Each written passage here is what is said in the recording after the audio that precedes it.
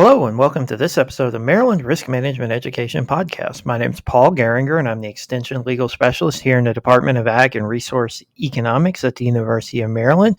And today on the podcast, we're going to continue something that we've done.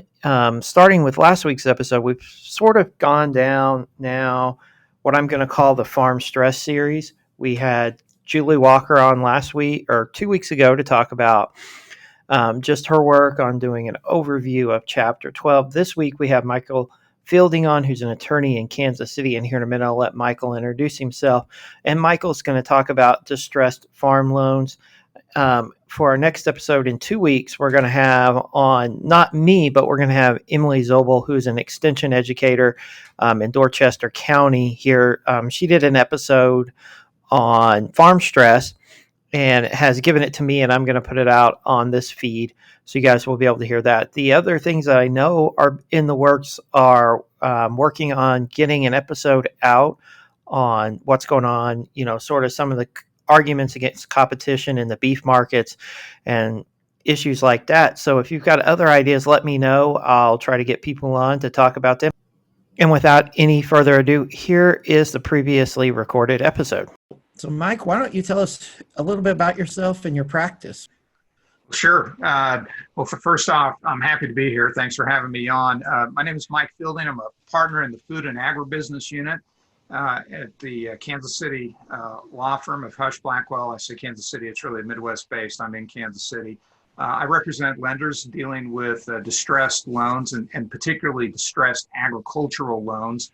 I am board certified in business bankruptcy by the American Board of Certification. I'm licensed in Kansas, Missouri, and Iowa, so really a Midwest-based practice. I've been doing debtor-creditor work since 2001, my entire career. And on a personal note, my grandparents were potato farmers in Idaho. My dad ended up being a banker, and then I kind of married the two. I'm now a lawyer representing lenders dealing with farmers. So I worry sometimes if my grandpa's turning over in his grave because I'm now representing the banks, sometimes adverse to the farmers, but it is the circle of life, so to speak, that we're at. So again, happy to be here. Thank you. And that's awesome. Yeah. I know nothing about growing potatoes in Idaho. So yeah, you're here to talk about distressed loans today. So why don't you tell us first, what is a distressed loan? Because I have a feeling many people listening may not have thought about loans in this terminology before. Sure. So when we use the term distressed loan, that's a pretty generic term. And what we really mean is that a loan that has some problem, that it's not going to be paid, in accordance with the normal terms and conditions. There's some problem going on, some default or some potential of a default. So that's what we're calling there's a distressed loan. There's some stress with it, so to speak. Okay. And with ag loans, how can producers get themselves into the situation where their loans, become distressed? Yeah, there's a lot of ways that happens. Obviously, the market is probably the biggest one when the market turns south, and we've seen that especially with livestock here in the last couple of months with COVID-19. But, sometimes the market turns south and everybody wants to blame the markets, and it's not really the markets. I mean, that impacts it, but it's a lot of what the farmer or the producer actually does. So some of those things, it goes a lot back to basic farm management, basic business practices. Poor record keeping is a good example. Poor farm management, cutting corners. Maybe they try to do something this year to skimp and save, and maybe you don't vaccinate your livestock well, and then they get a virus down the road or something and get sick. That's going to impact it. Poor cost control, poor focusing on size versus profitability. Sometimes people have big dreams of growing something big, but they don't realize all the costs associated with it. You get people who live high on the hog, right? They buy too many toys. They buy that nice John Deere tractor, and then they just can't afford it, unfortunately. And then I think another big issue is like personal ignorance of the financial condition. They're not really looking at their books and records, not really managing the business like they need to do it. And candidly, a lot of our farms nowadays are multi-million-dollar operations, and you've got to have some business sophistication to run a business of that size. You can't just be all golly shucks, things will work out. No, they don't. You've got to apply some business basics. Oh, that's true. Yeah, I see that a lot with people I work with here, that a lot of them sometimes they don't understand that the bank wants that tractor money back. Yeah, right, right. They didn't make a gift to you. They made you that loan with the intent of getting repaid. Yeah. And repayment plans are really important, Yep. getting that paid off. So if I'm the lender, if I'm looking at this from the lender's perspective, what signs should I be on the lookout for these distressed loans? I think you've kind of talked about some, at least from the producer standpoint, but if you're walking into the lender's office, what Right. should you be on the Well, lookout for?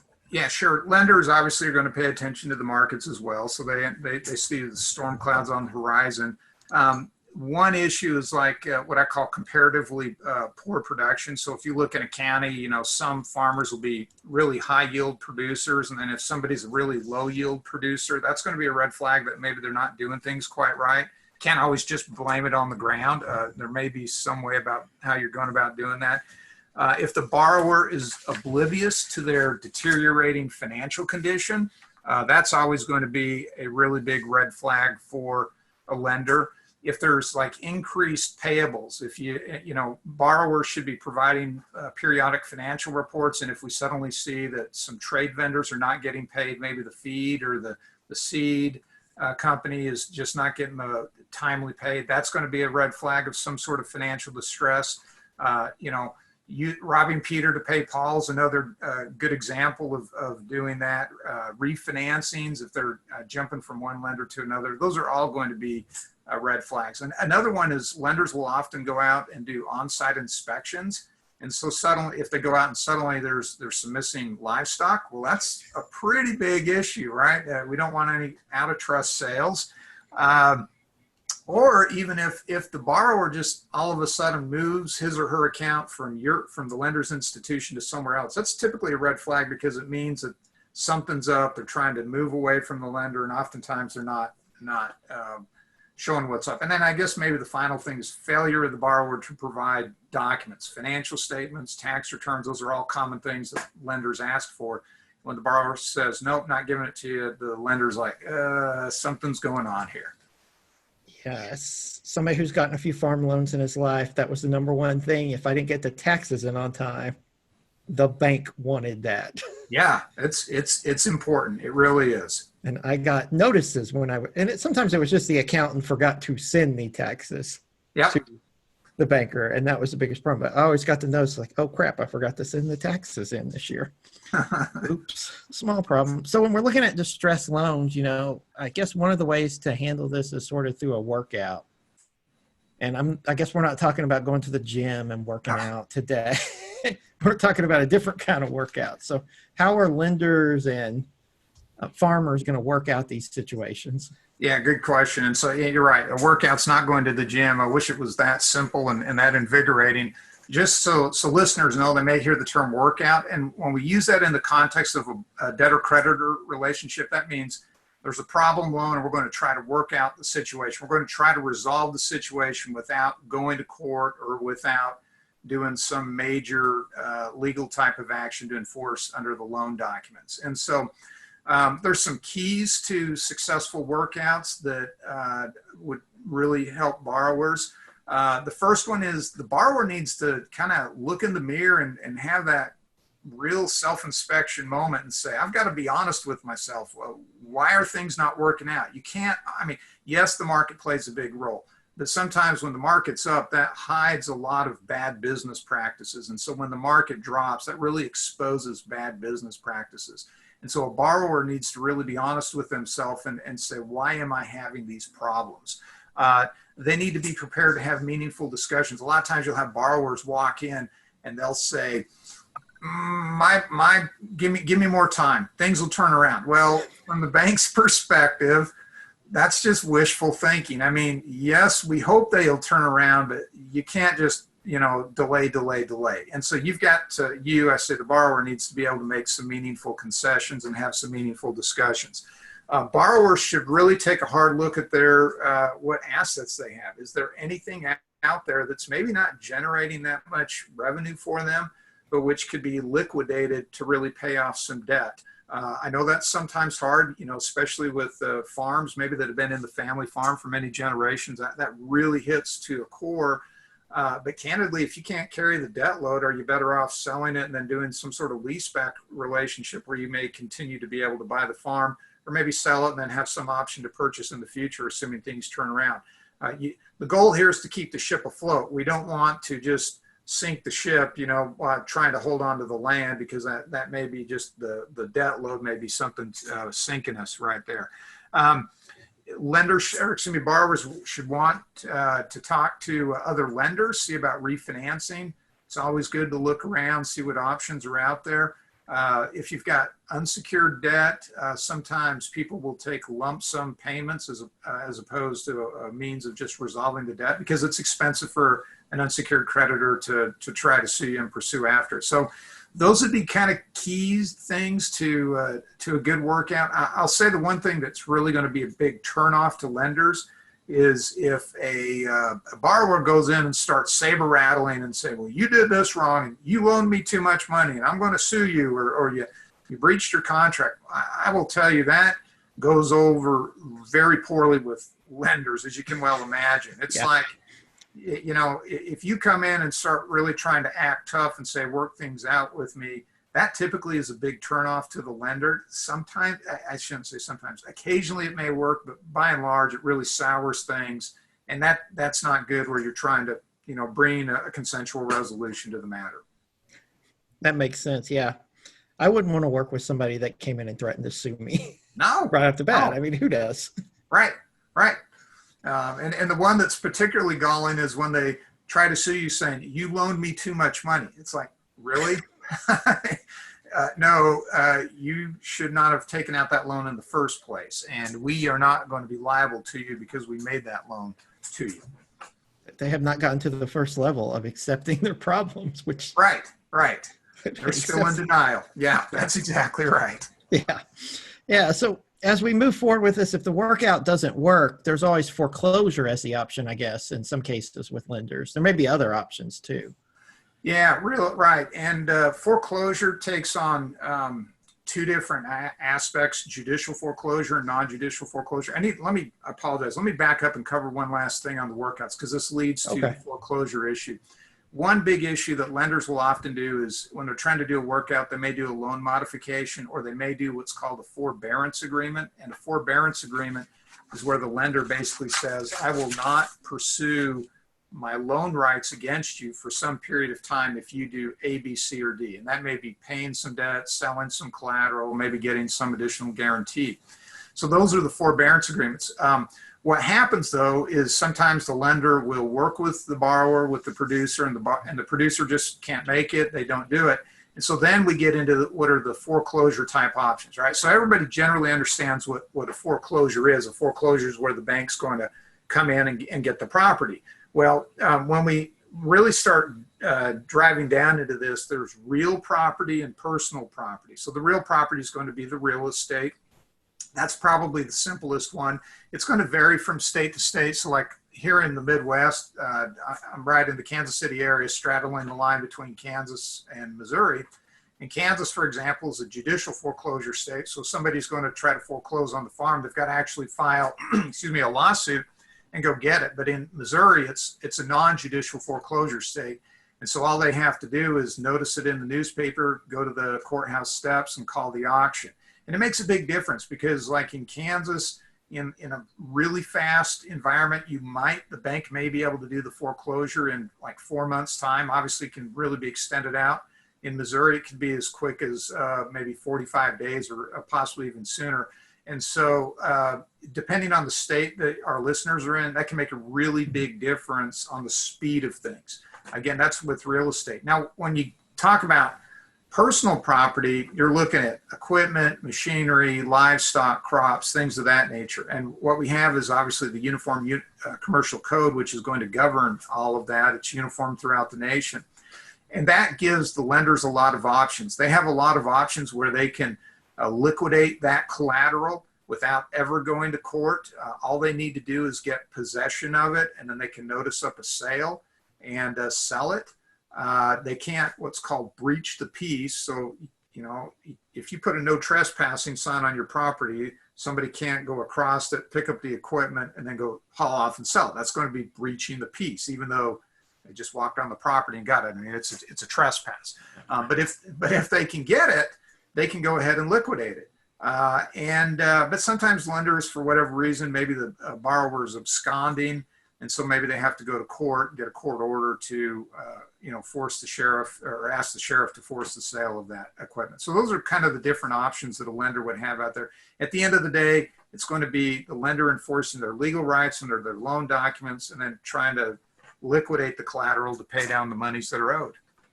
Yeah. And as we go through this, if all else fails and none of this, I guess, works out, we may have to go, the borrower may have to go to bankruptcy to kind of get rid of some of this debt. So how does bankruptcy play into all this? Because I have a feeling we may see more farm borrowers look at bankruptcy, sadly, over the next few months. Yeah, I agree with you. I mean, if I'm the weather forecaster right here for bankruptcies, I definitely see a storm on the horizon for lenders and borrower bankruptcies. There's no doubt about that. So let's talk about that. So you hear all these different chapters, and chapter 7, 11, 12, 13, you're like, what on earth does that mean? Let's talk about that quick, and then we'll hone in on chapter 12, which is really the farm bankruptcies. Okay, yeah. So chapter 7, that's just a liquidation. You go in, you sell your assets, the trustee liquidates your assets, except each state has going to be exemptions, like some amount of homestead, your personal property. We're not going to have naked, destitute debtors. The states allow you to keep some clothing, some money, vehicles, things of that nature, and that varies from state to state. Chapter 13 is like a consumer situation. That's where they go in, they file bankruptcy, and then they make payments over a 3 to 5 year time period. Chapter 11 is what we typically hear about for large companies, like all these big retailers we've been hearing about lately. That's the big, and those can be reorganizations or liquidations. But Chapter 12 is really what Congress passed for family farmers. So let's focus in on that. In a Chapter 12 bankruptcy, there is a debt limit, and that debt limit is $10 million to get into Chapter 12. If you're over $10 million, you're going to be forced into a Chapter 11. Chapter 11 is much more expensive. It's more difficult to confirm a plan. And Chapter 12, it's cheaper, candidly. And so that's why you see the farmers there. When people says, well, am I a family farmer? Does that apply to me? Well, a family farmer, yes, that's going to be an individual. But if they have closely held, like an LLC partnership that's engaged in the farming operation, that's going to qualify as well as a quote unquote family farmer. So why would people want to file for Chapter 12? Well, there's some short-term benefits, and those benefits are you get what's called the automatic stay goes into effect. So if a family farmer has somebody that's hounding them, trying to collect debts, that could be from the bank, could become from credit card companies or whomever. Once that bankruptcy is filed, those creditors automatically have to stop, and if they continue to try to collect the debt, they can be held in contempt of court, get hit with actual and punitive damages. The whole benefit of Chapter 12 is it gives the debtors the option to restructure their debts. And so let's say a Chapter 12 debtor has some secured debt. Maybe it's underwater. Maybe there's collateral. We'll give an example. Maybe there's a piece of property that's worth $500,000. The debt on it is $700,000. Well, they can bifurcate that into a secured portion and an unsecured portion. So they've got to continue to pay on the secured amount, the $500,000, but then they're going to get all that unsecured debt along with all these other creditors. And then the goal for them is to, they'll pay just the proverbial pennies on the dollar. They have to pay what's called disposable income over a 3 to 5 year period. And then if they do that, they get their discharge. So it's nice from that perspective. So think about this. Let's say you've got somebody that's a producer, a farmer. Maybe they've got $2 million in secured debt, and they've just had a bad run of luck, and maybe they've got $750,000 in unsecured debt. They just can't cut it. So what they would do is they would file for bankruptcy. They would have to come up with a plan to repay their secured lender. But then that $750,000, they would just say, well, over the next 3 to 5 years, I've got maybe $70,000 a year in disposable income. So they would apply that $70,000 each year.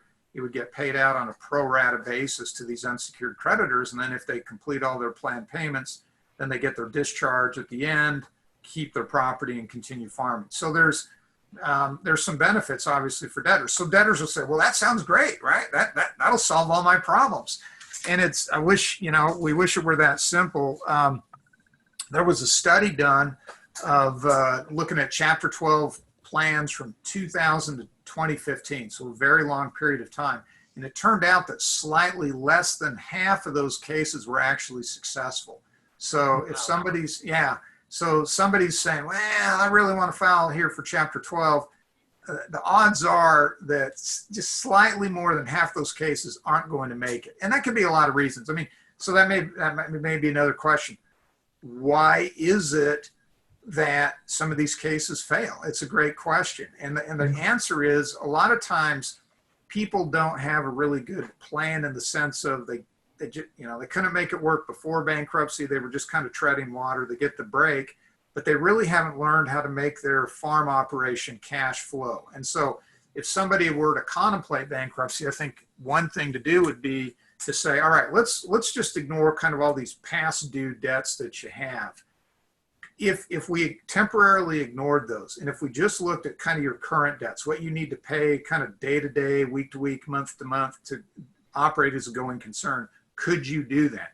And if the answer to that is no, then a bankruptcy is not really going to help, because if you can't cash flow outside of bankruptcy, you're not going to be able to cash flow inside of bankruptcy. And then, you're just postponing the inevitable, which is the liquidation that's going to happen.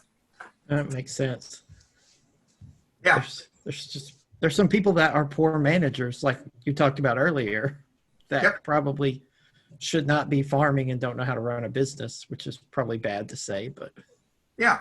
Or and I mean, admittedly, there's other people that they have unfortunate circumstances in life. I mean, I'll give you another example. A couple I knew years ago, they were had substantial net worth, but for whatever reason, they didn't want to have health insurance. And then the husband got very sick, and then a lot of their wealth just went poof, paying off high medical bills. And so some of our farmers have those type of situations. It's like, it goes back to basic farm management. Are you adequately insuring yourself? Are you protecting yourself against risk? And are you being smart about it? And if you're doing those things, theoretically, you should get through it. That makes sense. So, any parting thoughts for producers and lenders in this situation? There's a lot of thoughts. How do you, a lot to say. I think I would say this: money issues are emotional issues. And I think a lot of times what gets producers into trouble is, again, like we've alluded to a lot, they don't have a really good grasp on their books and records. And if, candidly, we live in a very complicated environment today, business environment. And, you can't farm like your grandpa did 50 years ago and hope to make it in today's world. You've got to be smart. You've got to be thinking about these things, and you really need to watch your records. If you do that, you should be able to cut it.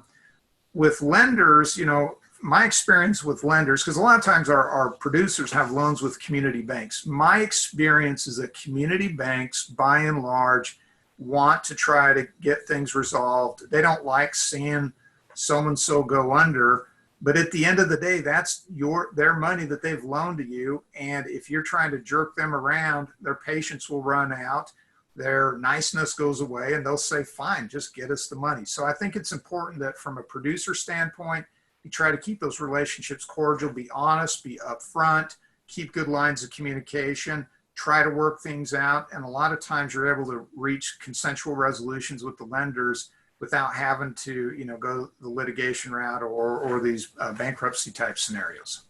All right. It's all been very good. So thank you for coming on today. I'm happy to be here. I appreciate it. Thank you. Thank you again for listening. If you have any questions for Michael, I put his contact info down in the show notes and you can get in touch with him. If you have any ideas for future episodes, please let me know. You can email me, tweet me, message me on Instagram. My contact info is also down below. Thank you again for listening and enjoy the rest of your day.